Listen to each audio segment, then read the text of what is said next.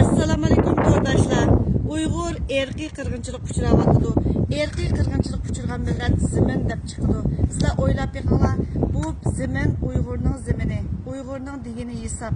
Vatanning egisi vatanda, lekin biz vatandanki ovoz bo'la olamiz. Vatandagilar chorasiz. Vatanning sirtidagilar o'ng tandir gaplarni qilsa, siz o'ylab beqing, zimindan siz voz kechasiz. Da'vodan siz voz kechasiz. To'rdimi bir nima qilishni qo'rqib ketyapti hozir.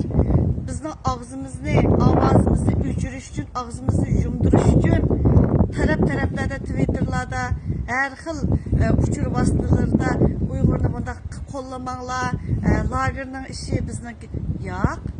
Sening tuqqanlaring lagerdan chiqib, lagerdan yotmagan, ham lagerdan chiqib o'ynab yuribdi. To'yini qilib daynay bilan.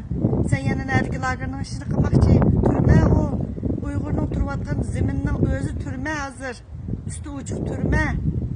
Sıra o'ylab beqinglar, zimin da'vosi qilamisan, manqimizni yiqitib turib, Ramazondagi shikcha kelar yil ayat o'tkazishni nasib qilsin.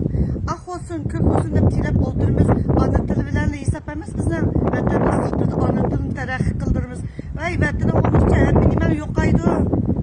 Quvval, bilval, o'ntatir yerda yurmay, zimin deb yuraylik qarindoshlarim. Siz ulug' Ramazonda tilaklaringizni nimaga otdingiz? Nimani tilayapsiz? Her qatımda Ramazon